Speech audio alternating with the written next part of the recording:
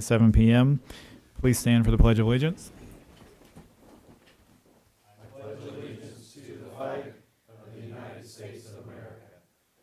The republic.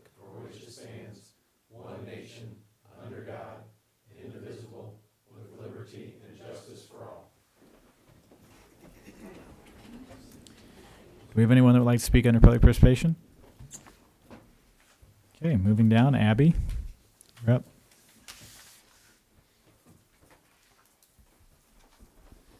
And if you would, just state your name and what you're here for first.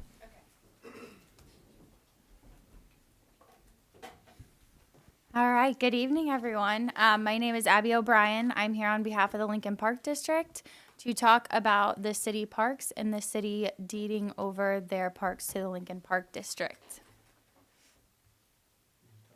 Okay, so I do, if you could just go back to that main.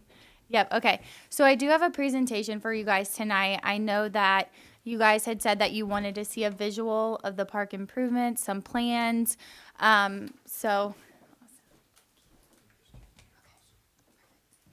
Okay, so, which I understand, I'm a visual person. So hopefully, ultimately, I hope it just clears some things up for you guys, and we can just move forward. But the main thing that I do want to say before we get started is that none of this is guaranteed. We hope that it'll happen, but it's not a for sure thing. So, but it's just, if anything, to enlighten you guys on what the city parks could be, some improvements that could be made, and things could happen moving in the future. So just for all of you here, anyone watching? Yes. Can I ask a question first? So there's no guarantees. Are you saying there's no guarantees even if you get the grant, or there's no guarantees if we don't get the grant? Well, I mean, ultimately, we would love to get a grant to help make these park improvement plans to the city parks.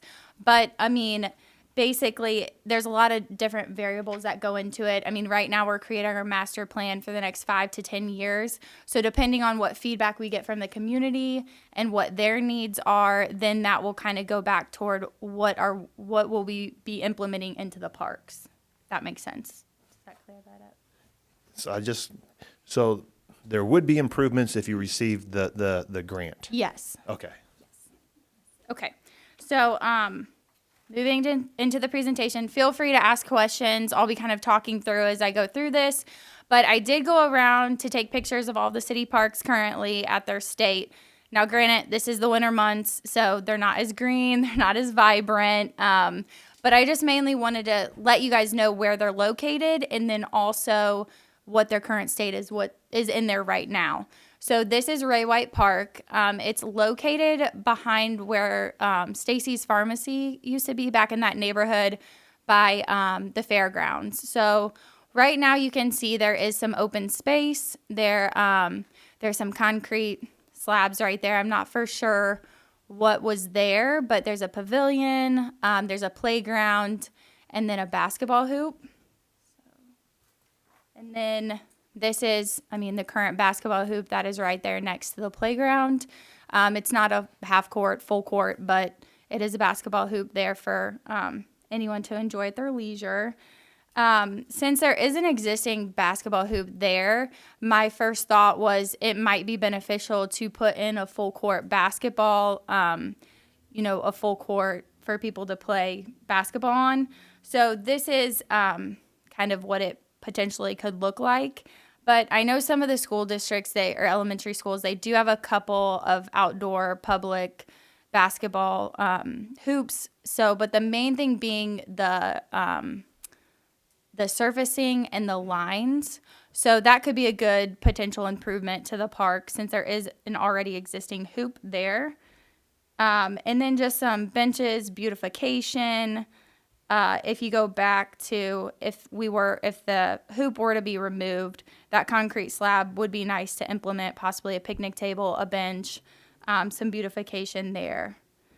This is the current playground that is there, which it is in good condition. Come spring and summer, we will be adding wood chips, mulch, But I mean, ultimately, you can improve on this. There's different playground equipment that could be implemented to the structure itself to do those updates. But overall, for this playground, it might be beneficial to get that full court basketball, and then the playground, the pavilion, some beautification. I think it would really benefit that neighborhood and the community. Any questions with that? Okay, we'll move into Melrose Park. So this park is located by Northwest School. So again, there's a concrete slab right there. I'm not for sure what was there. I think it was a basketball hoop. Don't quote me on that, but that's kind of a side view of it. Now, this is the playground in its current state. Obviously, it could be built up better. If you see in the left-hand corner, that is one of our parks out at our park district, 1400 Railer Way. We just implemented 3 new pieces of equipment there. So ultimately, those improvements could be made to that park. New pieces such as the one at the bottom left. Now, this is just the front view. There's a lot of open space. As you can see, there is a bench there that probably needs to be updated or refurbished. It does state Melrose Park on it, but lots of open space. Here, to me, in my opinion, I feel like with this open space, it could be beneficial to add possibly a splash pad for the surrounding community. Now, this would be a huge undertaking. This would be a big capital project, but I think, you know, if it were to be in our 5 to 10 year plan along the way, it could be something that really could benefit the community and the surrounding neighborhood. There's different versions, as you can see, that you can do, but ultimately, based off of what the community says in the neighborhood, we could make those alterations. But in my opinion, I think this would be very beneficial in the future. All right, Postville Park. So this park is located off of 5th Street, which is across from Cliffs on 5th, the gas station there on 5th Street. Right now, you can see there is a curb where someone in a wheelchair could come onto the park site. And then as you get closer to the actual playground structure, there is also another awning or curb for someone in a wheelchair to go onto the playground. Ultimately, I feel like it would be awesome to see more ADA accessible playground equipment just in general in Lincoln. So you could add different playground equipment to help with that, or you could, potentially build a whole ADA accessible park. Now, this again would be a huge undertaking. It would be a capital project, but in the future, I think it would be beneficial to the community. And I know Springfield, they just built one. I believe it's Douglas Park. I haven't been to it yet. I was going to go this spring, but I did circle. It's kind of hard to tell on this image. I'll move to the next one. But where the ADA accessible pieces are, so there is a ramp for someone in a wheelchair to wheel onto the playground. There are different features they can play with. And then ultimately, this is what we want. You want inclusion. So you can see that there is a child in a wheelchair holding hands with another child playing on the glider. And that's what you want. So, this is a large structure. There's different aspects. You can tone it down. You can make it smaller, bigger, whatnot. But I did like this one. Here again, too, this is another version of it. But I circled. There's some full support swings. There's a... back there in the back, there's a merry-go-round and then the on-ramp. So, this would be, again, very beneficial, I feel, to the community in the future moving forward. And then the last park is Allison Park. So this one's located in Mayfair. This playground equipment, too, like Ray White, it is in good condition. We could just add some newer equipment possibly. There's updates you could do there, which would be fairly inexpensive, even though playground equipment is very expensive, so just letting you all know. But here's some open space as well. This park is extremely large. If you guys have ever been to Mayfair and seen it, it's very big. There's lots of underdeveloped land. So, this would be a good... there would have to be a whole plan put in place for this park. So, but off the top of my head, I do feel maybe potential outdoor pickleball courts would be nice. Currently in Lincoln, there are no public outdoor pickleball courts. So, I mean, at our facility, our indoor facility, we have 3 pickleball courts, and a lot of them have voiced they would love to play, you know, in the summer. We do different kind of leagues. Right now, currently, our biggest one, we have 24 participants, so there is a need for it, and there isn't one already or a structure like this in Lincoln. This is the Morton Park District. They just implemented 3 new pickleball courts, which are beautiful. I went and toured this fall. I do have a good working relationship with the director there and in Springfield. So, I mean, again, this would be a good thing for Lincoln. But also pathways, drinking fountains, beautification, all of this could be spruced up in all of the parks. So that's another improvement as well. Other improvements, signage, beautification, park rules, benches, trash cans. Now, I don't want you guys to get too hung up on the park rules. Simply, I just mean signage. So basically, if you're in the park, you know, stating that if there is a dog, they would have to be on a leash, or when the park opens, when it closes, dusk till dawn, stuff like that. But currently right now in our parks, we are implementing more signage. So as you can see, Lynn and Fink Park, that's kind of the template of what we're using. And then the Northwood Park image at the top, that's how essentially it would look in our parks. And then adding the beautification around it, and then trying to really implement, you know, benches, trash cans. That's what we're doing currently. But like I said, we are working on our master plan for the next 5 to 10 years, updating that. So once all of that is put together, then we can move forward with the parks. And then lastly, there are other outdoor activities. I listed some that Lincoln currently doesn't offer or have. Sand volleyball, we've talked about putting sand volleyball out at the 1400 Railer Way, the Lincoln Park District, just because right now we have an indoor co-ed winter volleyball league, and we have 8 teams, which is over 50 participants, and they would love to continue through the summer, so that's been voiced.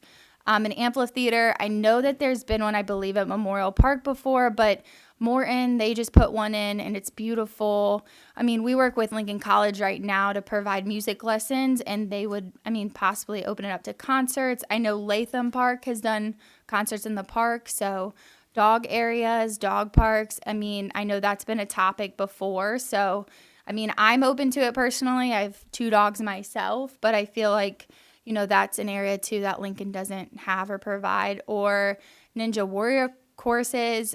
This is good. This is a good one for teens, high school groups.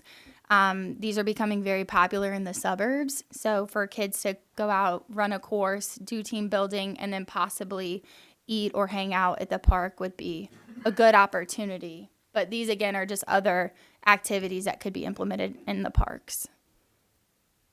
But that is mainly what I have.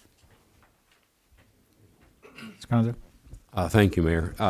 Memorial Park's currently under the jurisdiction of the Park District, is it not? Yes. And has been for quite a while. Yes. It's in a historic park, among other reasons that we have it, but it's been in a obvious state of disrepair for quite a long time. Does the Park District have any plans to do anything about that? Yeah, we do have a plan for it. We are implementing some pollination plants out there to help, you know, the butterflies and the bees restore, you know, because it is, I mean, it's nature out there. It's historic. So we are implementing that. We're starting to build a plan for it long term. So yeah, there are things being done for the future. Yep. Spirit? If given the parks, would the names remain the same? Yeah, I mean, I wouldn't say that they would need to be changed. I feel that they could remain the same. And Mr. Welch? Have you had a conversation with your board about the items that we've talked about in the past? yeah, so I have talked to our board, and I know a couple of them that you stated were, for one being that you wanted some fail-safe. You just didn't that you voiced that basically if no improvements have been made, nothing has been done to the city parks, that in an X amount of time that they would revert back to the city, which we are perfectly okay with.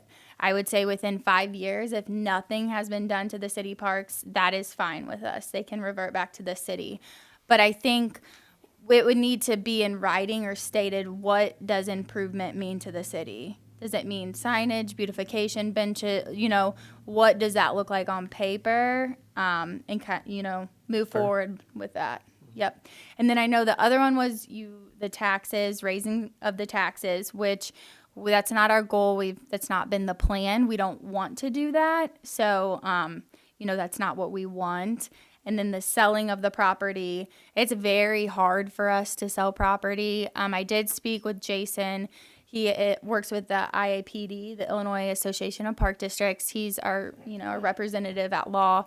He did state that in the Park District Code, which, Sean, I can show it to you, in Article 10, it states how hard it is for us to sell property. So basically it would have to go to referendum, which we don't want. So we could put something in there stating that, no, we will not sell the land, which we're okay with too. But again, it's just very hard. We don't want to do that. We wouldn't do that. Okay. So you stated that you guys don't want to raise taxes. Are you okay putting that in there as well? I think we would have to look at it on paper, obviously with our board, John, and potentially the city aldermen but I think we just need to see it on paper. But yeah, we're open to, moving forward with that. Mr. Keller? Thank you, Mayor. So you've addressed some of these projects a little bit and talked about the big dreams you have, which they all look great, and I think we all would support the concept of it. But how many of these projects would fall under this grant opportunities? How many of them? How much? What's the priorities of which ones? How is that decided? So could you address a little bit more of the scope of those projects? What would be under the grants? What wouldn't be? And how you decide what's going to be the priority? Yes. So basically that's a good point, because obviously we can't do all 7 parks or all 4 right away. I mean, these things take time, especially if you want to do them correctly. So they're not going to happen overnight. They could happen, a year, 2, 5 years down the road. But I think it's based off of the master plan that we're creating 5 to 10 years from now to see ultimately what the community wants. And based off of that, we would probably prioritize the parks. And then with the grant, it depends on, how much funding we do receive. It's a matching grant.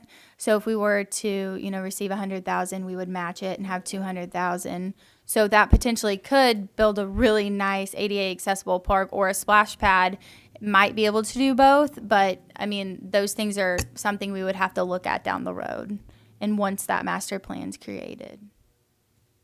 Is that clear anymore? Yeah, just a follow-up question to that. Then have you begun to set aside, the Park District begun to set aside projects like in your piggy bank for these particular projects? Yes. Or is this something? Yep. Sorry to cut you off. Essentially, yeah, our master plan will work with our budget. So it'll be in essence, the company we're working with to help us with it, they did Springfield's, and Springfield loves it. It's like their Bible. It works with their budget, and it kind of helps them guide them through the years to come.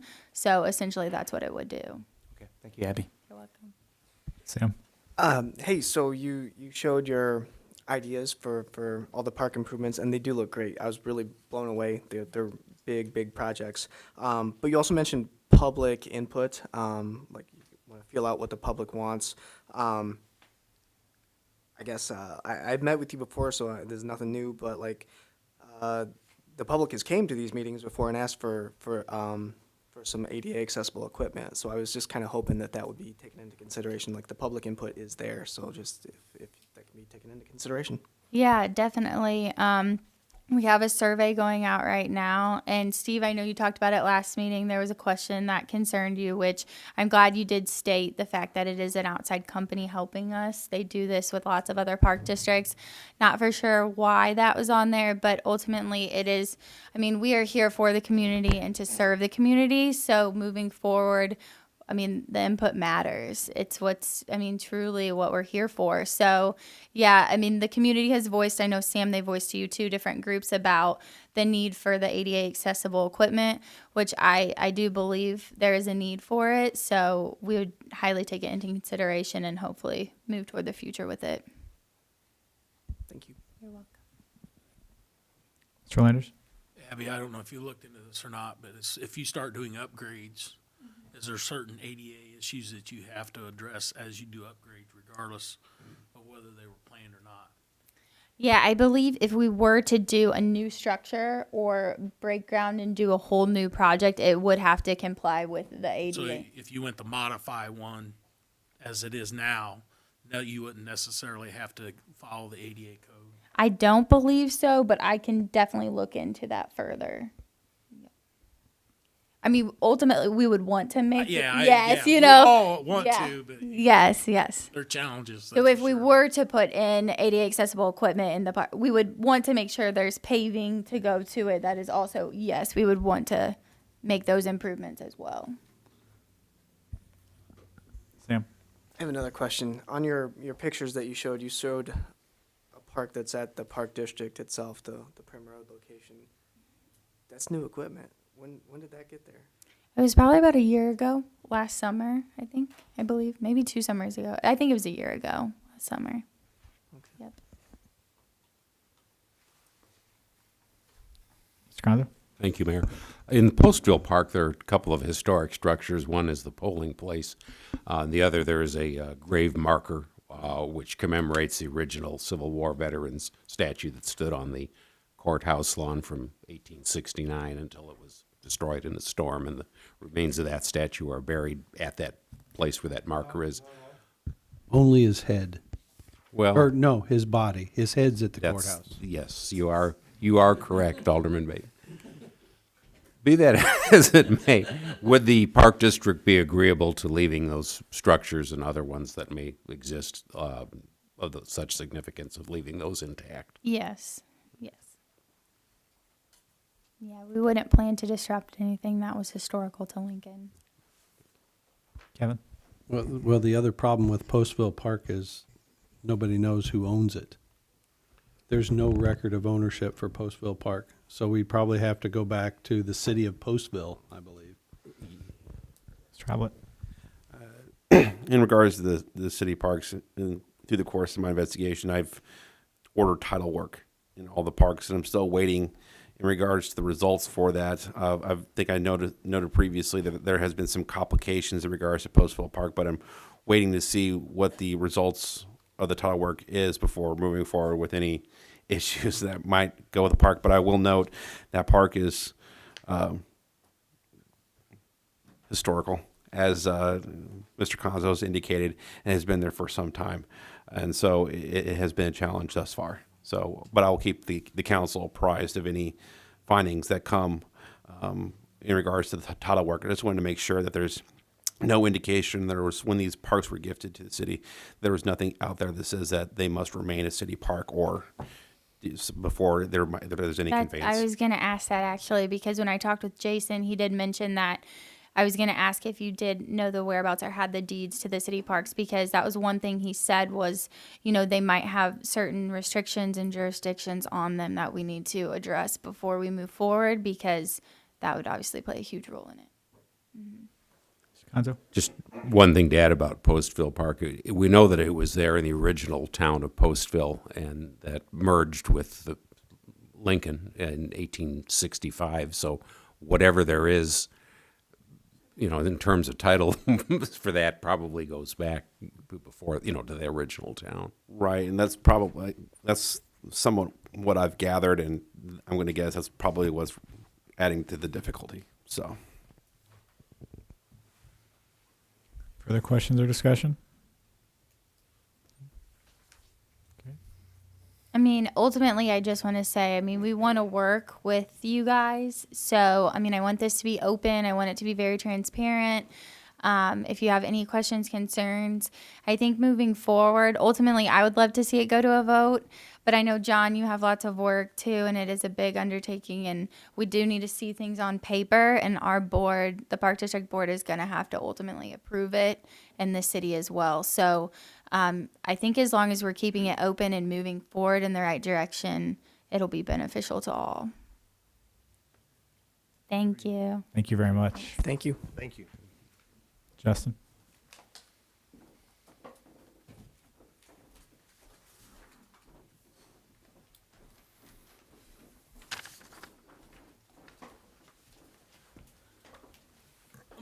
My name is Justin Cheeger. I work for the Stone River Group, and we represent SEMA, which is an ad hoc organization that we started, Central Illinois Municipal Aggregation. Thank you for the council and the mayor for putting me on the agenda. We're coming up on the renewal of the contract for the municipal aggregation.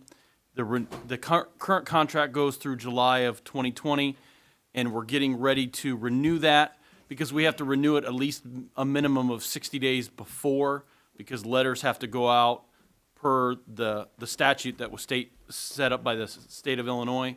So that's why we're getting ready to renew this and sign contracts on March 26th. I passed out a rate sheet, and right now the bottom rate, I got a quote at the end of February just to kind of see where we're at on the rates, and we received a rate of 4,370 for 24 months. Typically, we've done a 24-month contract in the past. We've done that for the last 5 renewals that we've done with our municipal aggregation group. So that's what we're looking for this time, is to do a two-year agreement. And the 4,370 rate is, in our opinion, a phenomenal rate. It's lower than Ameren's rate has been in the last 10 years. The lowest rate that Ameren has offered residential is 4,465, and that was October of 2014. And then the next year they raised the rate to 6,776. So in 1 year's time, they raised the rate 2 cents, over 2 cents. So the rate that we were given a quote about 9 days ago, 10 days ago, was lower than Ameren's rate has been. And we're actually expecting that rate to drop a little bit more because rates have been dropping with oil prices dropping, with natural gas has been below $2 for the last month and a half. So it's really helped drive the rates down considerably. And right now is about the best time that we're seeing to renew those contracts. Did anybody have any questions on this? Tracy? I don't have a question, just a comment. I looked it up last time that we talked with Stone River. The average savings at that time was $123, roughly $124 a year per household. So I just wanted to say that because it gives you an idea of what these calculations will convert to for the average household in Lincoln. And this is better than what we had before, so. Yeah, the average savings we're expecting is around $120 to $150 a year for the average household. And especially for, we're doing it countywide as well, especially this, that won't apply to necessarily to Lincoln, but especially for farmers or people that use a large amount of electricity, this rate will exponentially help because it's lower than, because Ameren offers a rate and then they offer another rate if you go over a certain amount, and the rate that we're quoting is even below the rate if you go over, they have a 2-rate category. Our rate is even lower than that. So if you use a lot, then you're going to be even better off. Mr. Bateman? I'm assuming what the next step is, excuse me, is when I was on the county board, what we would be putting on the voting agenda would be, and you guys can correct me if I'm wrong because this is the city, a resolution to allow the mayor to sign the agreement once Justin's group gets the bid for the electric aggregation. I'm assuming we would move forward with this, and the resolution would, the voting wording would have to be that we're allowing the mayor to sign that when he gets the bid. Is that, That's the way it was done last time. Yep, that's exactly the way it was done. Because this is a commodity, and it has to be signed, when we pull the contract, it has to be signed that same day. So it's tough when we're working with a municipality. So the 17 other communities that we have in our group, they've all done the same thing. They passed the resolution allowing either the mayor or the city manager or sometimes the clerk, depending on who they choose to be the designated person to sign on that day, they pass the resolution allowing them to sign it. Tracy. I was just gonna see if you would talk about the lock-in dates, that those rates here are good through, and then the opt-in versus opt-out. Because Yes. last time that was a question that got brought up. It is every time. Yep. This rate was just it was a preliminary quote for the group that we had. Like I said, we have about 17 communities in the group. We're hoping to add some more to that group at the end of this year. We've got a group of about 15 communities that we're looking to put in. And like I said, that rate would be a locked in, it's a fixed all-in rate for 2 years. And it would start in July because that's when the next round would start. And to Tracy's point, it's an opt-out program. Everybody's in from the start. They'll receive a letter from the supplier that is chosen that has the best price. And they will be, from that letter, it'll let them know what the price is, what the term is. And at the bottom, they can fill out a form and return it. They can call, they can go online, and they can opt out of the program if they want, and they'll return to Ameren default rates. There's no charge. There's no contract for the customer. They can get out at any time. If they do get out, they have to wait 12 months to get back into the program or to go with another supplier. And if there's a resident that's with a current supplier, they won't be in this program. They'll stay with whatever they've already chosen. So it's just people that are directly with Ameren currently. So then I'd make a recommendation that we ask the city attorney to draft a resolution to do exactly what Mr. Bateman had stated and bring it before the CAL next time. Ms. Barrett. Is this rate only good for 24 months, or if we wanted to do 12 months, we could do 12 months? I mean, what's the possibility that it, in 12 months from now, it could go down to, 0.042 or whatever? There is that possibility. That I don't really see that being a possibility because right now we're at the bottom trough, and historically, right now is one of the sweet spots for pricing because once because we're coming off the gas usage and we're going to start ramping into the higher electrical usage as April and May start to ramp up. So that's when the pricing starts to come back up in the summer and then it falls back down in the fall. So once you lock in that rate, it kind of sticks. And typically we go for the 24-month because it's usually about 1% higher than the 12-month, but then you're locked in. So you can kind of see how the rates have dropped since we've been doing the program. And honestly, we're expecting the rates in about a year and a half to come back up to the middle fours, almost probably higher 4 rate in about a year is kind of where a lot of the industry is predicting where the rates are going to settle back out. Thank you. Yep. Other questions or discussion? All right, so John will draft that and then we'll bring it back up. Okay. Thank you very much. Thanks, Justin. And if you do need, I have a blank resolution if you would like one.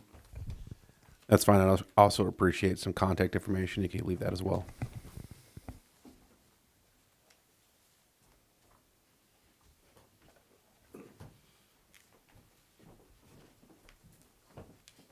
Excellent. Thank you, sir.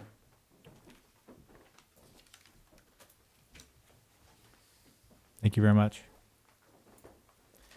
Moving down, we have the request a permit from the American Legion Auxiliary. They will be distributing on Saturday, May 23rd, 2020 from 8 a.m. to noon at the corner of Broadway and South McLean, which they've done in the past.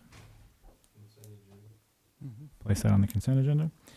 Mr. Keller, do you have an update on the 2020 census? Thank you, Mayor. Yes, and with your permission, I'll do number 8 as well while I'm talking about this. So, of course, last year the city authorized me to be the complete count chairman for the city of Lincoln, and with Will DeAndrea for the county.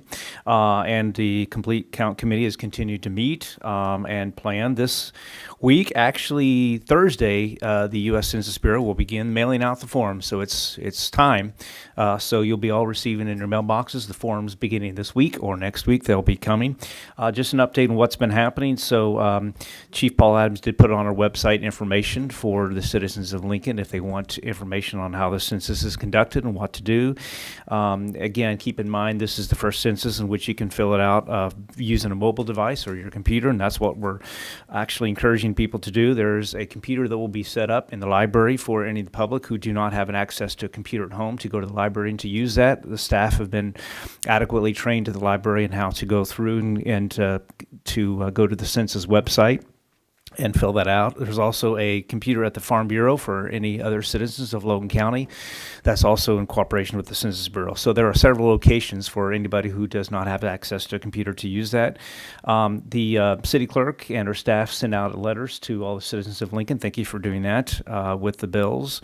We'll have a statistics in schools program. The Census Bureau is working with our local schools. What else? Capsule has been doing a terrific job trying to reach the unrepresented groups who usually don't participate in the census, and they're probably our best point of contact with our community and for those citizens. So they've done a really, really good job of trying to reach those individuals. Also, the Todd Volker, who is our local census captain for the region, is working with the group quarters in our county, including the colleges and the senior homes, in trying to make sure that the count there is up to speed. So that's an update with that. Also, we have water bottles. If you're wondering, there's some in the box. When you leave, feel free to take one. And if you're interested, we have posters like this, so if you can replace your poster of Elvis in your house with this for this time being, for the census, or whatever you have. So I have some at the table. You can take any of those you want to take as well. So that's number 7. Number 8 is a resolution in your packet to confirm, or I guess I would say affirm, our support for the census, including the proclamation that April 1st is Census Day. The census actually asks on their form the date that is actually the date you use to confirm who's living in your house. They always say April 1st. So the proclamation is to make April 1st Census Day. So that's in your packet. Any questions from anybody?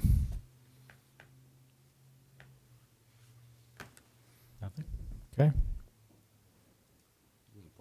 So they will place that on the, Kevin? Thank you. Can that go in the consent agenda? It's a resolution. Be read? On the regular?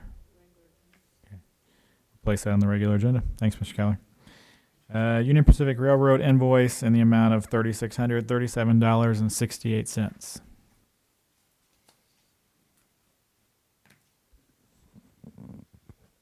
Regular agenda. Regular agenda. Okay. Mr. Conzo? Just as that one was tabled, from last time, but as you look at the next 2 items, assuming the council is agreeable to them, if it please the council, perhaps it could expedite things by putting those in with the payment of bills, since they're such small amounts, unless there's a desire on behalf of the council to vote on them individually. I wanted to ask at the end of the night to put the 219,000 one on, so. I don't know if council wants to do that, but that's for the force account that we were explained last week from the Union Pacific Railroad. It doesn't have to be paid now, but it's letting us know that when the project is done. Okay, but these other 2 wouldn't affect these next 2. No, but I was going to ask to have that put on the agenda as well. So number 9 we're placing on the regular agenda. Okay, and then number... That one's tabled already. Yeah. Then number 10 for United Pacific Railroad in the amount of $807.53. Regular agenda. You don't want it in with the payment of bills? Say that. Yeah, no, put the, I agree with you, put number 10 and 11 in the payment of bills. Everyone okay with that? Okay, so items 10 and 11 will be with payment of bills. Then moving down to number 12, we have the new video detection system at North Union Street and Hyman Drive. Mr. Landers? Yes, we've been having issues with these two locations for quite a while. And IDOT has recommended that we replace the video detections, or replace the detector loop systems that are there now and replace the systems with the video detection, the new systems. We were provided with two quotes for that work, one from Ageezy Electric for the price of $69,300 for both intersections. Bodine Electric from Decatur at $82,500. Again, this is part of our traffic signal agreement. So basically, the IDOT will be refunding us or sharing the cost at 50% for each intersection. So Put the Jeezy Electric on the voting session? Well, just to verify, the city would pay for it entirely and then get refunded. yes, the city actually pays for this up front, and then when we submit our traffic signal maintenance report to us, to the state, and then at some point they will give us a check back for their portion of it. Ms. Barrett? Walt, do you have an estimation of cost? There's An an estimate. estimation of cost. For the video It's the- detection Yeah, system? it's $69,300 is the Ageezy quote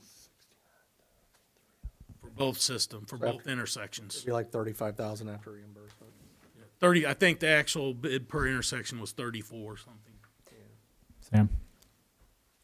So they're, for both of them, it's 69,000. Yes, both intersections, not just one, that much for each one. Okay, thank you. Okay, so we'll place the estimate then on the regular agenda. One thing to note is that we're getting pretty close on that budget line. We're sitting with around $70,000 in that budget line. This was budgeted last year. There was accommodations made in the budget for this. We just had quite a bit of work done as far as the backer plates and tunnel visors on all the intersections, which is the backer plates or the tape that goes around the signal itself during the high winds and stuff. A lot of that stuff got busted up. So they just went through and replaced a lot of those. So I'm not sure where that is going to come back at. But as far as our reimbursements as we've gotten so far, we have received, for the fiscal year, we have received about $8,500 back in reimbursement. So we have a little leeway there to play with as far as what we've received in reimbursements in case we go above our $70,000 budget line. So. Further discussion or questions? Okay, place that on the regular agenda. The trash removal amendment, Mr. Bateman, Mr. Welch? So this is what we discussed at the last cow. I brought forward a sample of a ordinance change from a city comparable to our size that was having kind of the same issue. The issue that we're having here in Lincoln is there is so many rental properties that it's being very difficult to enforce a lot of the codes that we have in our city. And one of them is the residential trash pickup. And we just had an incident earlier this week that came to light that shined a giant spotlight on this type of problem. We have trash that's not being picked up, and then it becomes an issue of who's responsible.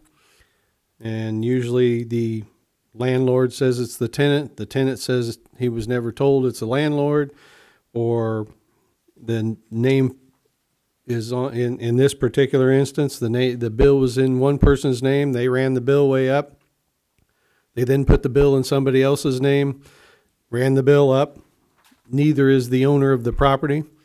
Luckily, in this instance, the owner of the property is going to sounds like going to start taking over that responsibility, which I'm going to thank him for that. But what this is a change in our ordinance that would say that this could no longer happen, that the owner of the property is solely responsible for trash collection at that property.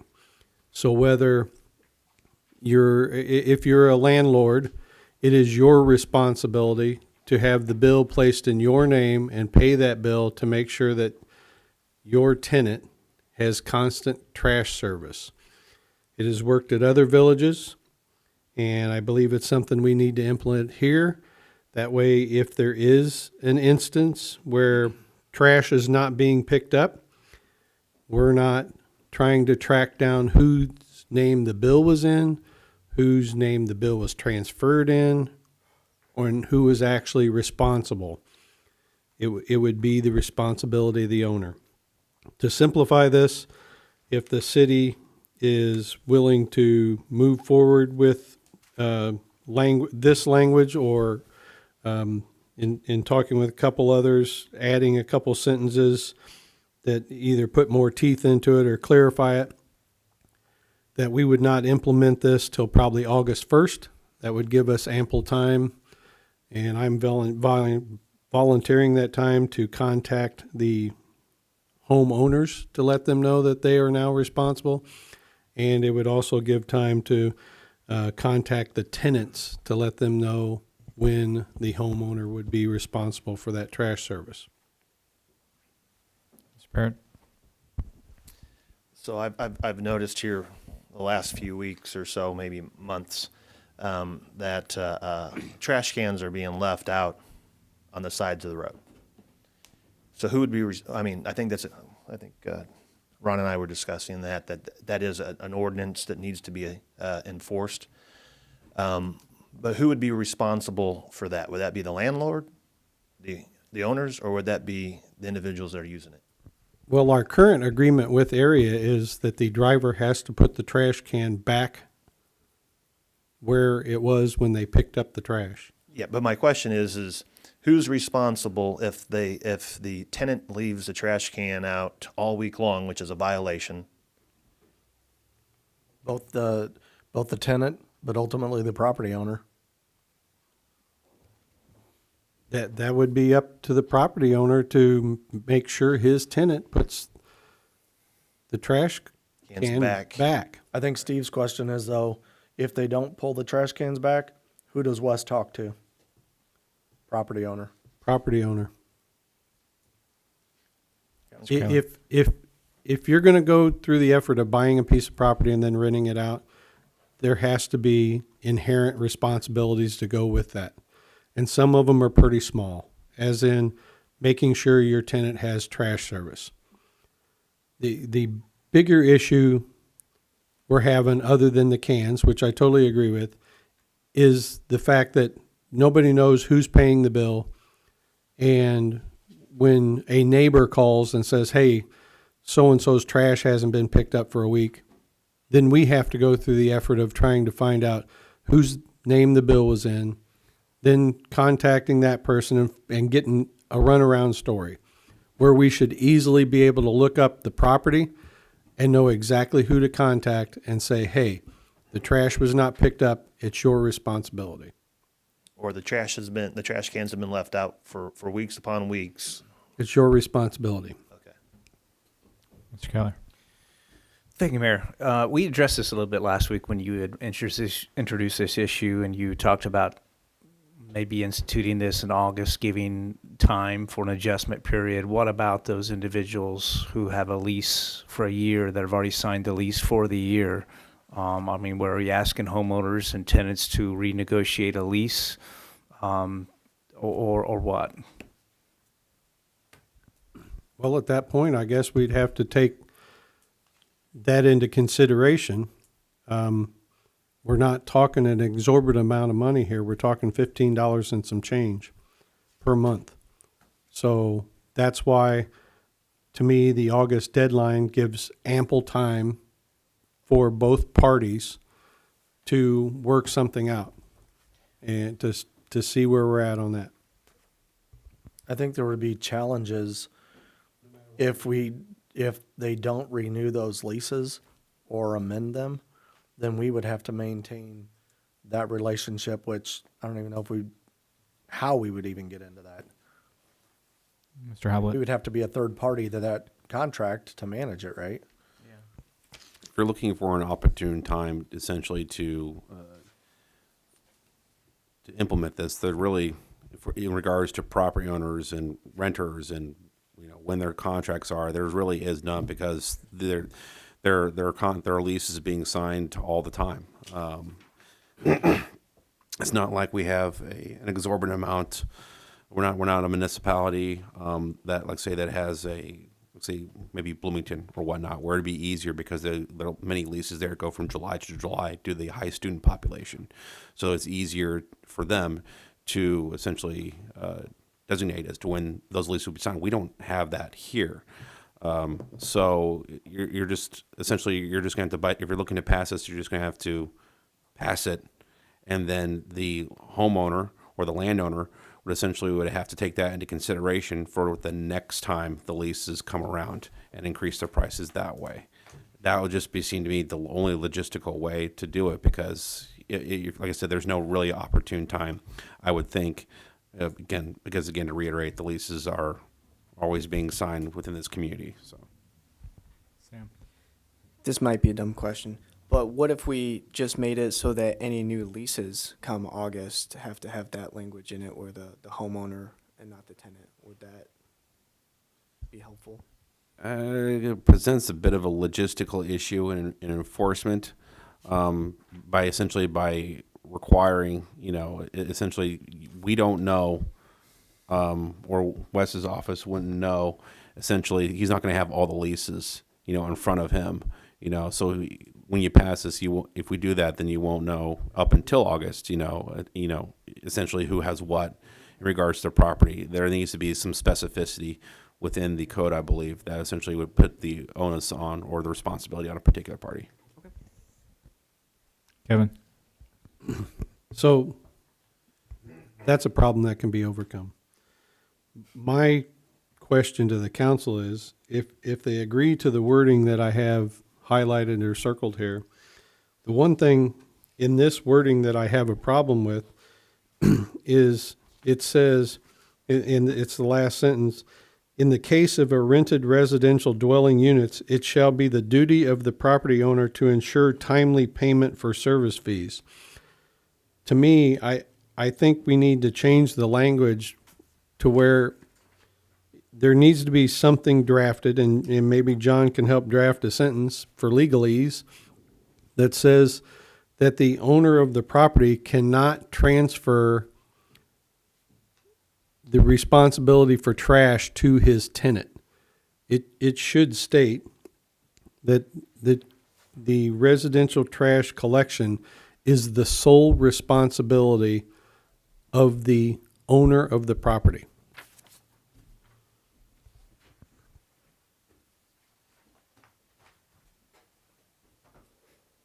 Tracy? Question for Wes. They violate this ordinance. What steps do they have to go through to get the issue resolved? And how long does that process take? I think I know, but Well, initially, the violation would, in this case, go to the owner. Right now, we send it to the property and the property owner's mailing address, so they would both get it. In this case, we would just send it to the property owner if it was just them, and then we would have to rely on area to tell us when and if the account was settled, and back in, when we get their delinquent notices here and there, but they're kind of spotty on if they're, yeah, I get where you, yeah. So that's my next statement is based on that then. And Alderman Bateman and I talked about this too. I think we also need to add some language in here, because we're dealing with trash, that, and I don't know what that time period would be, but if the issue is not resolved within so many days of the letter being sent, that the city then has the right to go in and work with area to resolve the issue and then financially deal with the property owner later. Because what we got is situations where the one in question today, trash had been sitting there for 5 weeks. And, you know, it's not a big deal that the trash doesn't get picked up, except for the fact that if you're their neighbor, do you really want to see piles of trash and smell that trash? So, and Wes has dealt with other issues that I've worked with him on where you have to get permission to even go on the property. I mean, we need to go a little further with this language so that we can address these issues more timely.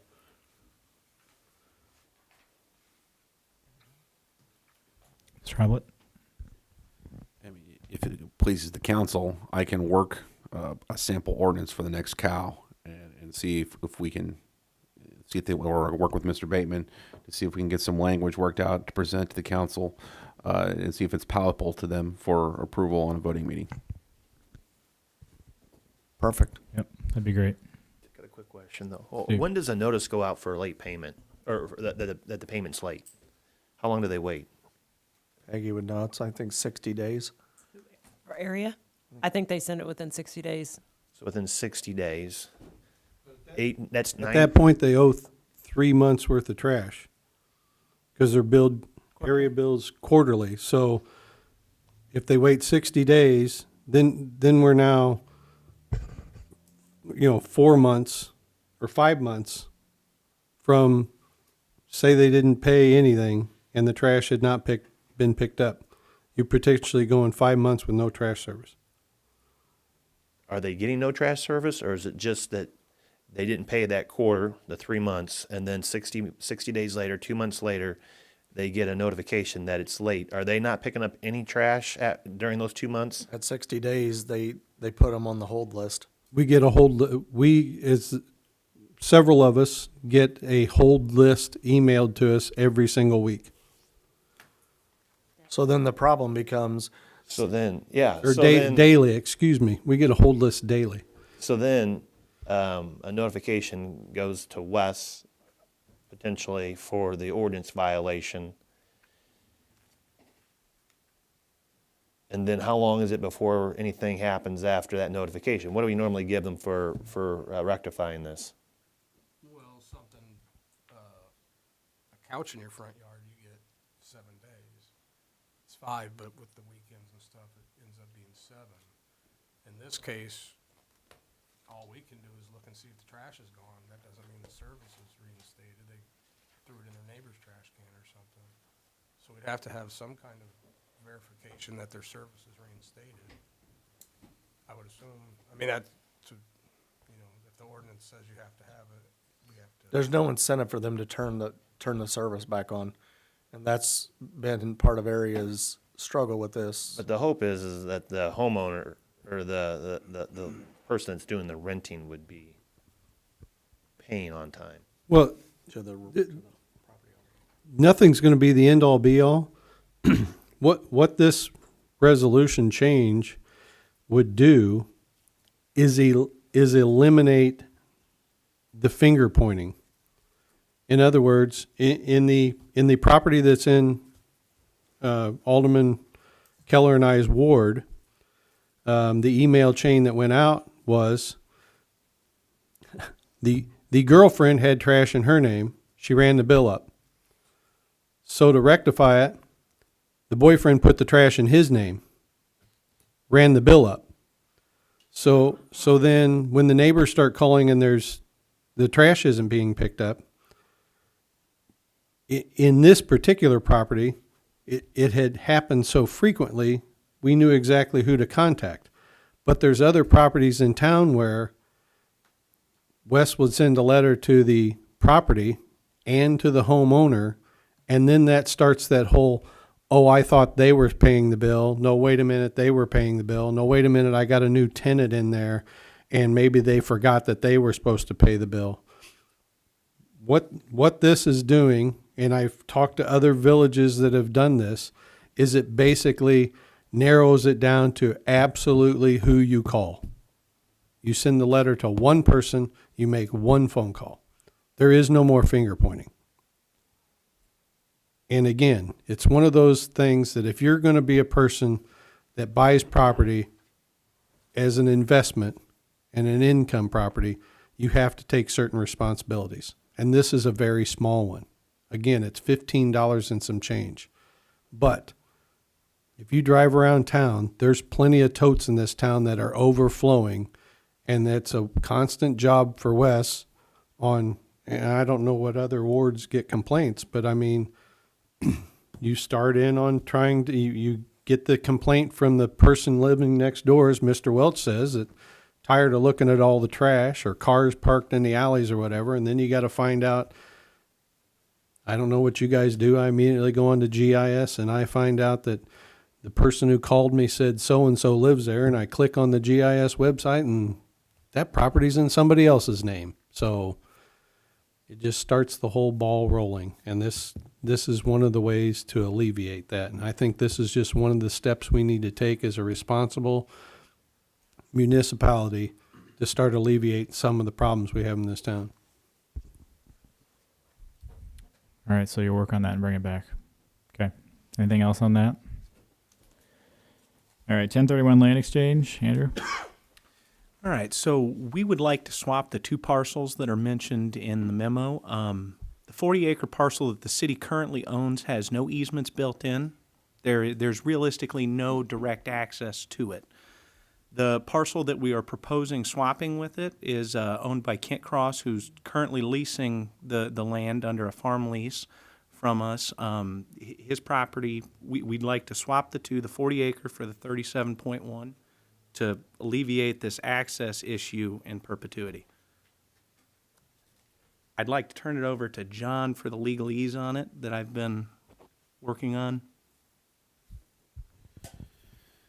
Essentially, what's being proposed, I believe, is a 1031 exchange, and there are various notice requirements that go along with that. 1031 exchanges are typically more complicated than regular old real estate purchase and sale because essentially the properties being exchanged are of equal value. Okay, so one parcel of land is 40 acres, the other is 37.1 acres. So obviously there needs to be work done in order to ensure that those are of equal value. But in addition to that, there's also notice provisions that go through.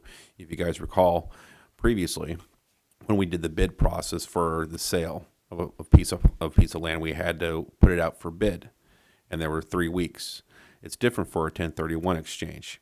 Essentially, a special meeting has to be convened of the council, and notice does have to go out to the paper again in regards to a 1031 exchange. The notice that goes out in the paper cannot be less than 15 days, but cannot be greater than 30 days for the 1031 exchange. So let's just say, for argumentative purposes, that the council was desirous to put this in regards to this upcoming voting meeting. Let's just say for argument purposes. If that were true, then I would need to require the legals, and I have spoken with Mr. Cross, and I have received a partial of his portion of land. His portion of land. And so if it were to go on the voting for the 16th, typically I would submit to the paper on the 17th, the next day. And then usually you want to build in a couple days for it to go out into the next paper. Let's just say, for argument purposes, Thursday. So the Thursday 19th to go out Thursday 19th. Approximately 15 days from that would be the 3rd. So you could have your special voting meeting the 6th or the 7th. On the 7th, there is a cow, it would appear. Yes, there is a cow. So it could theoretically be before that cow, or On the 6th, there's a regular. is there? Yeah, that.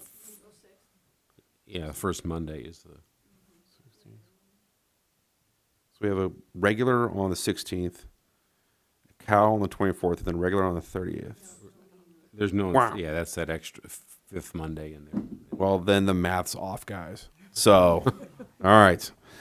So it would be a little bit different. But typically, again, if you're put on the 16th, then you could have it, potentially the 6th would be the 18th day. You could have it a little bit before that, but you'd have to have it on a cow to discuss it again before you could throw it on a voting meeting. So it could be anywhere of that week of the 6th, 7th, 8th, 9th, or 9th of April. This is something that you guys wanted to do, but these considerations should be built in and discussed ahead of time, like on a cow, like we're doing right now, to get the appropriate days lined up for for this ordinance. Okay, but this is if you're wanting to proceed with it at this juncture.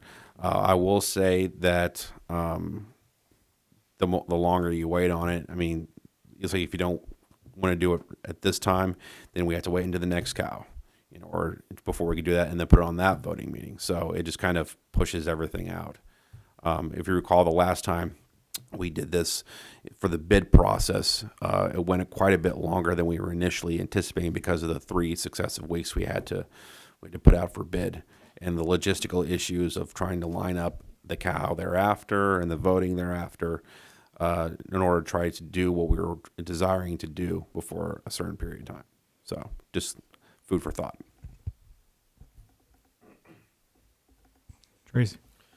So I would say that we should go ahead and follow the date schedule that city attorney had just pointed out and move forward with this.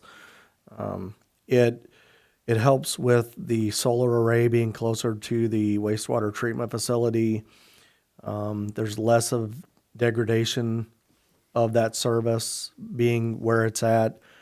It positions us a little bit better from an access standpoint as well, because if you look at this map that's in here, there's a better one out there. I've got a copy if you want to look at it. But the road that runs next to where we want to put that array is owned by the Lincoln Lakes Condo Association, and rightfully so. That's their only access point to their land back there. And so they're very particular about excessive use of it, heavy machinery being on there. By purchasing this land, we can move the solar array into a more optimal place, and there would also be an opportunity to build a temporary or long-term gravel access road off of Kickapoo that in the future we can then use to perform regular maintenance and service of that array without having to enter into an agreement, a road use agreement with the condo association. So all around, it's just a better location for it. And Mr. Cross, he's actually more in favor of the 40 acres in the back. It ties into his land. Yeah. So I would say we move forward with it. Mr. Howlett. What day would you like me to affix for the special meeting, day and time? Because I'll need to note that, I believe, for the ordinance. What's the soonest we can do it? It would be the 6th, I would say. 6th it is? Yeah. So the 6th, again, that would be a voting meeting, so a bit before the voting meeting then? Yep. 7 o'clock, with the voting thereafter be at 7:05, you guys usually indicate. All right, thank you. Yeah, and one thing I forgot to mention also is that we are going to have to renew this lease agreement with Mr. Cross for the land. And so in doing so, it wouldn't be 40 acres. If you look at this diagram, he owns 37.1 acres. That's what we would be swapping for. We would use 20 acres for the solar array. So in talking with Mr. Cross, and Andrew was there as well, he is still in favor of leasing that 17 acres that would be extra out there. So, yeah. We would only be putting the solar garden on the property that we would not be taking up any more room than what the solar garden requires, and then turn around and release him the extra acreage once it's in place to farm. So the solar garden for the power treatment plant would only take up its absolute minimum space, and then we would still have income off what is left of that property to lease to Mr. Cross. Anything further? So we will add that to the meeting. Okay. Well, I believe so, yes, either a resolution or ordinance. Hold on one second. you want to come back to that?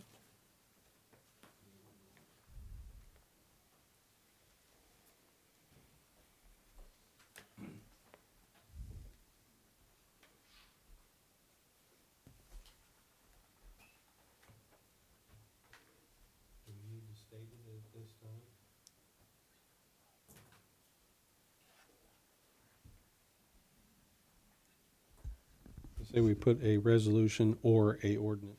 That would be fine. Okay. So resolution or ordinance. Okay, got it. Mr. Keller, did you have an announcement first? Yes, thank you, Mayor. This was too late to put on the agenda, but we wanted to be sure that we talked about it. So the mayor and I and Alderman Leith met with Attorney Hoblet last Friday in his office to discuss his contract for legal services. It's time for renewal for that, and I think you were all sent that information, but I want to highlight some of the changes in the proposed contract, and then if I miss anything or get anything wrong, Alderman Leith, Mayor Goodman, or Attorney Hoblet can correct me. So the current salary is 75. Mr. Hoblet's proposing 84,000 to be paid out $7,000 a month. That he would not be required to attend all department head meetings, but he's invited to attend them. I actually didn't realize you were attending all of those department head meetings. He's looking for a 4-year contract as opposed to the 2-year contract that he's currently under. He'd like this to take effect May 1st.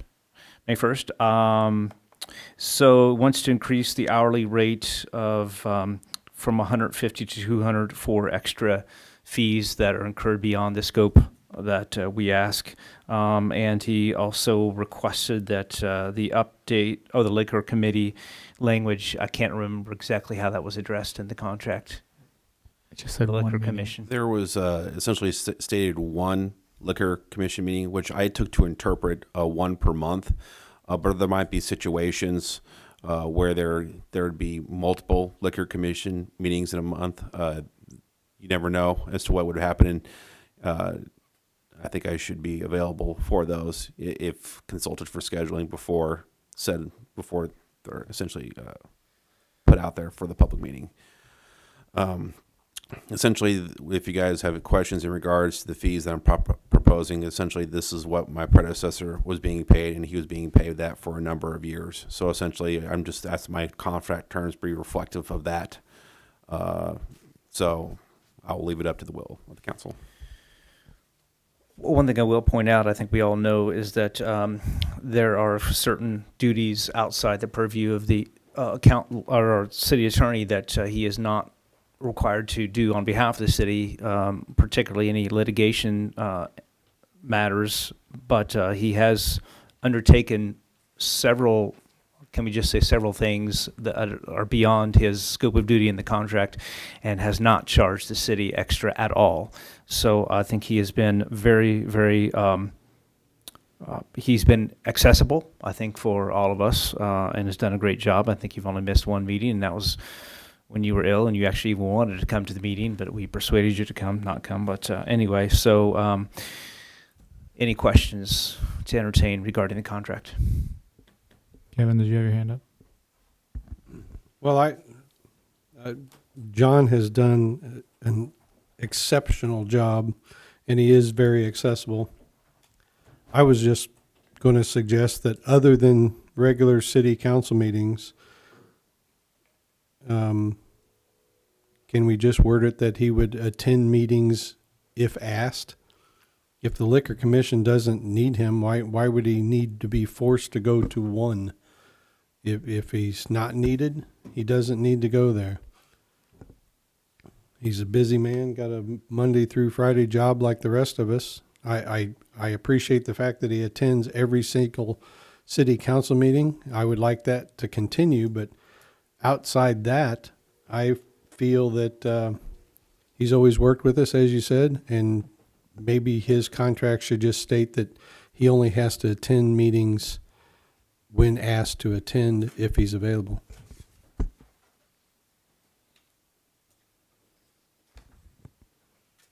Tracy? I would agree with that, because the Liquor Commission's a great example.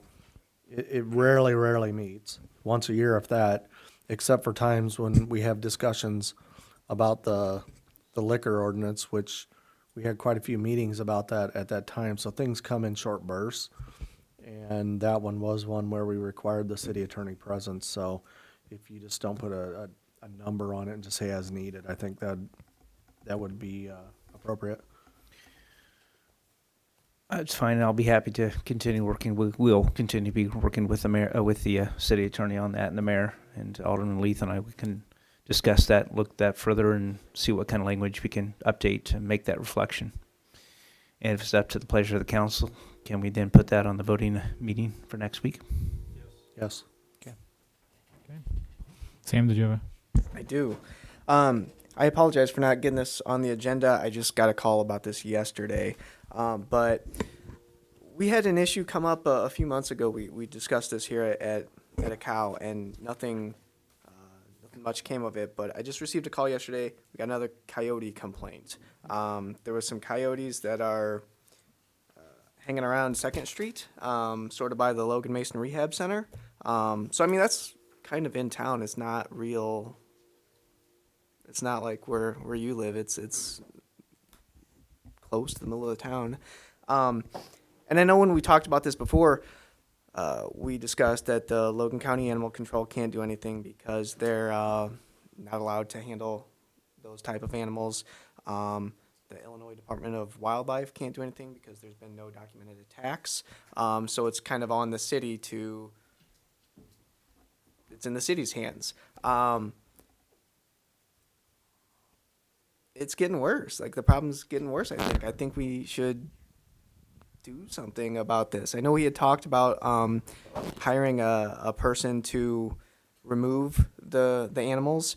You know, I just wanted to talk about it, I guess. Like, I can reach out to this guy and find out a cost estimate, but I feel like we owe it to the citizens to do something about it. Kevin? I appreciate your concern, Sam, but quite honestly, as a longtime animal control person, coyotes been part of this city for quite a while. So have deers, skunks, foxes, possums, even had armadillo reports. There is, in my opinion, there's literally nothing we can do as a city that would alleviate this population, because we're not talking an isolated 4 or 5. It is literally nothing, and I live right on the edge of the city limits. You are correct. But it is literally nothing for me to photograph or spot 15 or more right outside my bedroom window. And that's literally feet away from the city. They march right down Campus View, and they're right in the neighborhood there by Chester East. I have a lot of calls from citizens. Unfortunately, I would vote no on any aspect of spending money, because that bucket isn't big enough. Because these people are expensive that you pay to trap these animals, and you're just going to keep trapping them and trapping them and trapping them and trapping them, just like skunks and all the other undesirable animals in the city. The only thing I've suggested to residents is be vigilant when you go outside at night. They are more afraid of you than you are of them in most cases.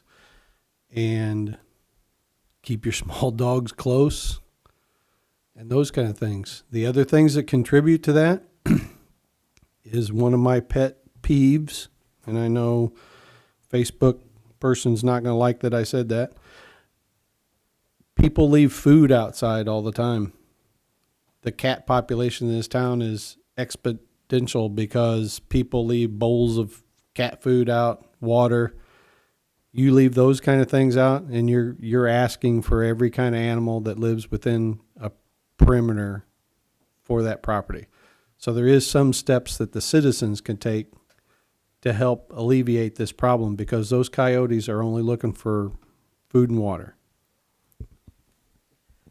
Yeah, no, I agree. There's a lot that the citizens can do, like leaving out cat food and stuff like that is a big step.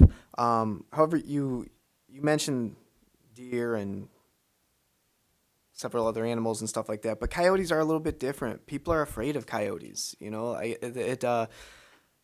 think it's worth spending some money on. If it's ineffective and there's still an increase, or it's not, in 2 years' time, if there's no significant impact in the coyote population, then we'll stop. But, I mean, I feel like we owe it to try. Where do we stop though? Because there's more phone calls about skunks than there is coyotes. And you ever been sprayed by a skunk, you'll walk up and pet a coyote. Yeah, skunks are a different topic, I guess. But, I haven't gotten any calls on skunks, I'll put it that way. But the caller, and I get where the guy's coming from. He's got a family, he's got a little kid. I don't think he was afraid, but he was afraid for his family. Oh, another thing I want to point out. He asked if it was okay to shoot it. I told him no. So you cannot shoot wild animals in town. Just want to make that clear. Mr. Parrott. So, I've lived in Lincoln almost 25 years now, and it wasn't until this past year that I've ever seen a coyote in the middle of town. And I wonder if you might change your mind, Kevin, if it was a citizen was actually bitten. I mean, they're getting more brazen. They're coming in town. It's during the day, mid-afternoon. Usually you see them in the mid-morning, early mornings or in the evenings. The population's getting larger. So to your point, it could be costly because there's multiple animals that are probably, these coyotes, there's probably, I don't know how many there would be necessarily. It's in town kind of just hanging out rather than on the edges. But I think it's going to get worse. And how do you fix that? Can we put together a coyote hunt on the edge? No, I'm kidding. Maybe. But, seriously, there's going to be you hear about it in Chicago all the time that people are getting bit because this time of the year it is mating season and they're coming after animals as well, too, because they're hungry. They'll take your small ones while you're still there, your small dogs or cats while you're standing right next to them if they're there. It's going to have to be addressed sooner rather than later, most likely, because it's just getting worse. They're coming up on people's porches, in the middle of town during the day. They're just sitting out in the backyards. There's going to have to be something done at some point. You mentioned people getting bit by the coyotes. First off, I don't want it to come to that, but to me, it's not just about who gets bit and who doesn't either. It's a quality of life issue. My mom, for example, is just terrified of creatures like that. And I mean, I haven't told her about the coyote issue, but if I do, she'd be less likely to come visit me, So that, to me, it's a quality of life issue. I don't want Lincoln to be harboring animals that people are afraid of, regardless of if they bite or not. I'm terrified of spiders, but their bites don't hurt. I'm still legit terrified of them. Tracy. So while you guys were debating about coyotes, I looked it up. Looks like it is around $100 to $75. This is just one page I found to trap a coyote. So what I would say is, if you would like to pursue this, find out who does this service, get a quote and an estimate, bring it before the council at a future cow. Let's have a discussion about that. That way we know what the true cost and the fiscal impact is. And on a side note, I don't know why this came up when I looked, Kevin, but it's $150 to trap an armadillo. Wes and Beth. I had someone reach out to me. It's been a month or so that he's local. I don't know where Brandon from. Jackson, we talked about him last time. Well, I've got his contact information. I can send it to you. All the research I've done on it indicates exactly what Kevin said, that they are here, they have been here, they're going to be here. Their primary food source is not cats or anything larger, rodents, very little trash, so they're really after the rodents that are in and near trash. From what I read, there hasn't been a documented attack on a human in Illinois in over 30 years. In the greater Cook County area, they tested the scat of the animals for 10 years, and there was less than 2% that was anything but rodents, and that 2% was cats. So their primary food source is already here. Like I said, they're not going anywhere. We can do what we can to, and one lady who called, who said she saw one on her porch, and I think I told you this. She, on the phone, told me, I said, well, basically what I'm saying now. She said, well, I'm pretty sure that's the animal that ate the 4 bowls of cat food I left out. Why did you do that? Well, for the stray cats. And then we got in an argument that you shouldn't be doing that, and I don't know how you combat that sort of thought process, but that's extremely common. And getting the I've talked to DNR, I've talked to conservation, everybody, and all their comments are public awareness, getting them to stop leaving stuff out like that. Okay, I guess I have a stupid follow-up question. Do we have an ordinance about leaving out food for stray cats? Yes, absolutely. We do? Good, okay. Yeah. Okay, so maybe. And we battle that on a daily basis, absolutely. Okay, well, that's good to know. Yeah, no, I mean, I'll encourage the public to do what they can to remove the food source, but at the end of the day, too, it's a quality of life issue, I feel. And I've seen coyotes myself in Grant Park. I've seen them crossing Michigan Avenue. I've seen them, and anybody I've talked to, every small, large city, village, whatever, in the state of Illinois has this issue. Whether they're overrun, I can't tell you, but it's just, and the conservationists dictate what we see as an observation and not a threat. Everyone we see is classified as an observation. And basically, until something happens, the state won't get involved. And that something happening could be bad.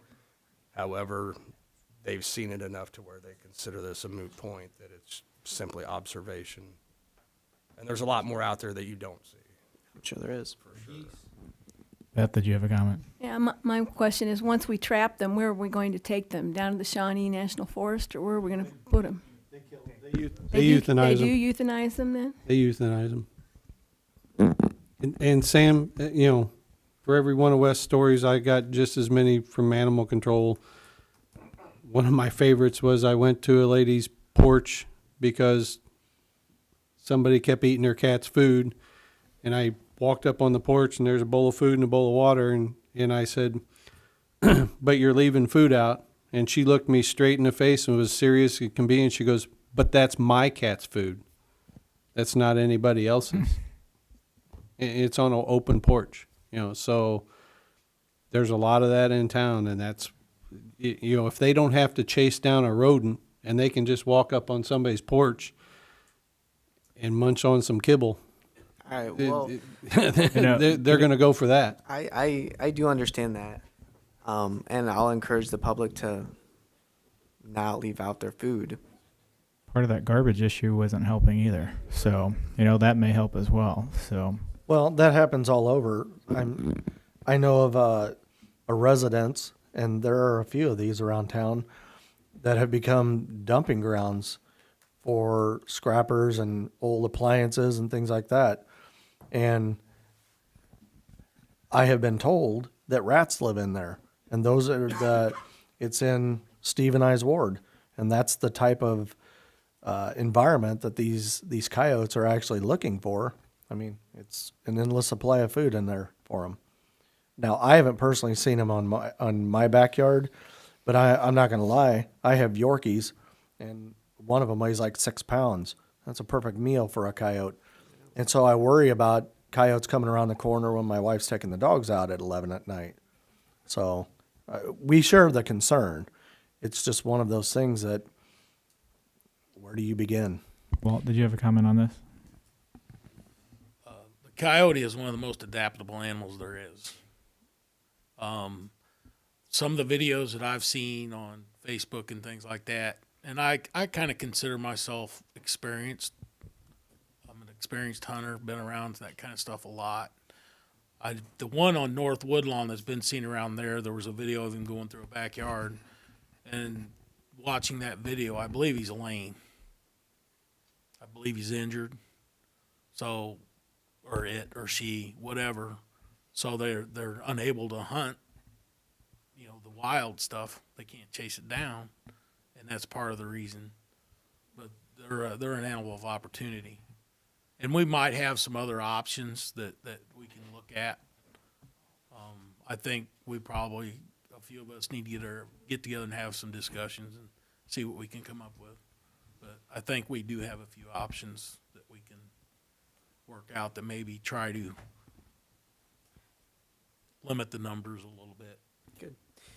And then I had one more separate issue. I got another call over the weekend. A woman just called me, a minor complaint.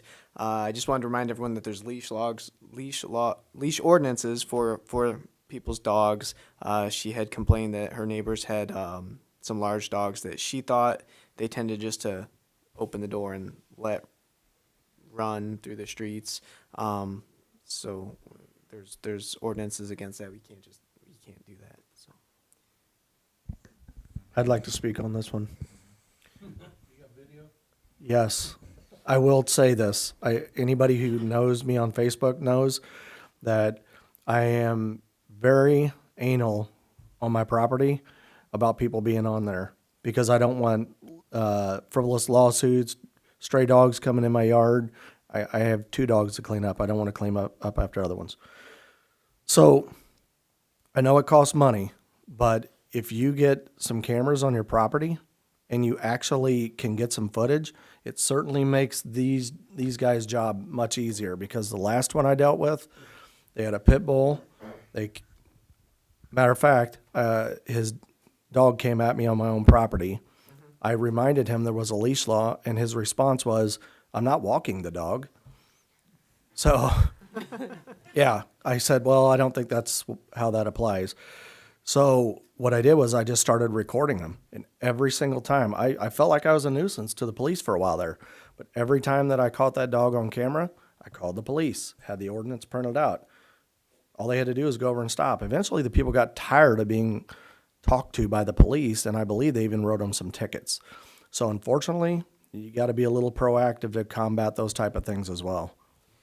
the call that I received, I reminded her that there is an ordinance, and I volunteered to go talk to the neighbor. She didn't want him to get a ticket or get into too much trouble or anything like that. And I told her if it's a loose dog, she can call animal control, but she didn't want to go that route yet. But I just kind of reminded her that those options are there. And yeah, I mean, I want to remind people to keep their dogs in their yards or on a leash. Same goes for cats. Yeah, You cats can't too. just let your cat out and wander the neighborhood.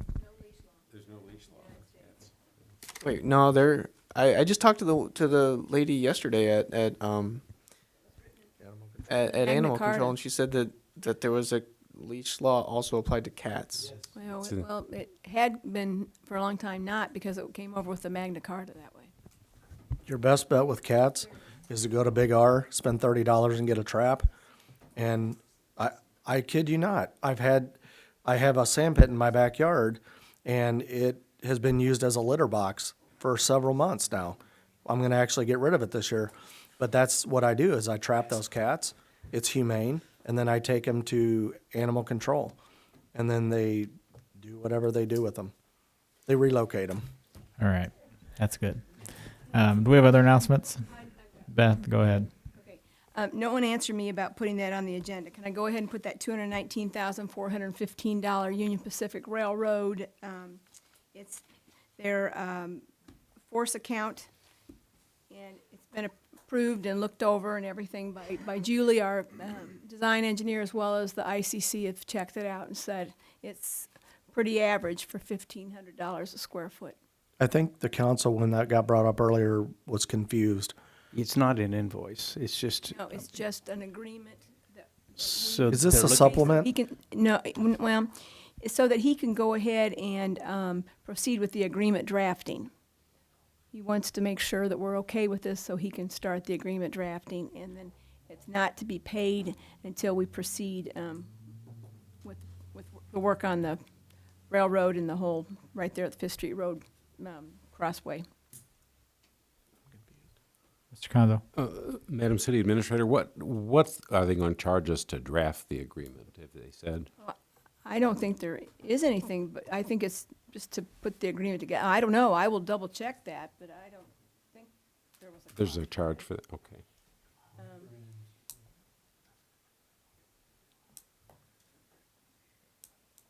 I'll ask, but I mean, I don't know what we can do at this point. We've got to have the railroad fixed if we're going to get the Fifth Street Road fixed, so Mr. Keller, did you have a question on that? I've got a couple more, but. Okay, go ahead. Sorry, I thought you had something for that. I'll let her go first.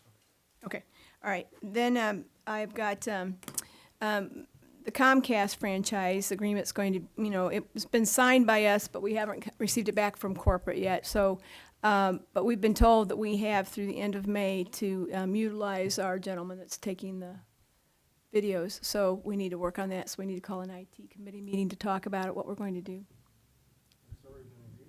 So, No, I'm not talking about the agreement. I'm talking about what we're going to do for video, if we're going to go ahead with the equipment, because it sounded like they were going to pay for some equipment. But I thought the council already agreed that we weren't going to renew that gentleman's agreement for Right. $12,000. Right, no, I'm not talking about him. I'm talking about what we're going to do instead. We were talking about possibly having to buy some more equipment or something, upgrade something. Paul was looking into a switch that would allow us to still utilize the fiber optic line. Right. But quite honestly, that doesn't, I personally don't feel that that has a bearing on that gentleman's contract and continuing it. If he were to pack up his truck and move to Florida tomorrow, we still have live stream. Okay. So we're still providing that service to the community. Okay, and we've got till end of May for that. So. Yeah, we have time, and I know Paul's been looking into some that minimal equipment. We've also been looking at an option to add an additional camera so that people that are speaking at public participation, they can actually be seen to the viewers online too. Right. So more to come. Okay, and we've got Tori Dahlhoff from the Greater Peoria Economic Development Council will be coming here next Monday night to give an update on what's going on economic-wise. My other question is, does anyone want me to pursue looking into broadband? I brought that up before, there's a big pool of money available. The governor wants to make Illinois the #1 broadband for the United States. I don't know if anybody's interested in this. People do ask about if there's broadband, whether than the schools are good. They're asking if you have broadband in your community. Are you asking, city administrator, are you asking should you pursue a grant? Is that what you're asking? Right, I'm asking if you want me to go try to get some of this money or what we want to do, if we want to. Our IT committee had talked about it, but. Last time Paul and I had a conversation after the IT committee, I believe you were there when I asked him about this, about free broadband at least in the downtown area for starters. He said they had looked into that and there were some costs involved. So if we can get a grant for that, Right. it's available through the state. Right. Why not? He just opened it up with his new announcements with his Rebuild Illinois. Bunch of pool of money came through. Yep. I'd say pursue it. Okay. And I think that's it. So we're gonna, Oh, I do have a Comcast announcement. They're gonna take away the children's kids and family genre pack. So that's gonna be May 5th, 2020 on the Cartoon Network. Cartoon Network? Ron, you have one. Yes, just passing along a few bits of information from the Logan County Health Department, which I'm the city representative for. About coronavirus, they just, the health department wanted to pass along that they're, of course, taking this seriously, but Logan County is considered low risk. They're in constant communication with the CDC and the Illinois Health Department. There are only 11 known cases in Illinois. 81% of the cases are considered mild. So even though they're taking it seriously, it's not considered reason for panic. They said that there are tests at the hospital here locally. They do have an ample supply. So if there is anybody who has a question about it, they can see the hospital. Thank you. Do we have any other announcements? Kathy and then Walt. This weekend they had the hoops for the veterans. Hoops for Heroes. Hoops for Heroes. And it was wonderful. It was well attended. They had I think 1,000 volunteers that were helping with it to do it all. And we had volunteers from the fire department and the police department. Both chiefs played, and our fire chief was very good, and he made a lot of points. But unfortunately, both the fire department and the police department lost to West Lincoln, to the girls and to the boys. Well, We did complete all the lighting upgrades today downtown, so the street department's completely finished with all their projects with the grant money. do we have any other announcements? We Move have a to motion to adjourn. adjourn. Second. Mr. Keller made the motion. Mr. Parrott seconded. All in favor? Aye. All opposed? Meeting is adjourned at 8:40 p.m. Thank you.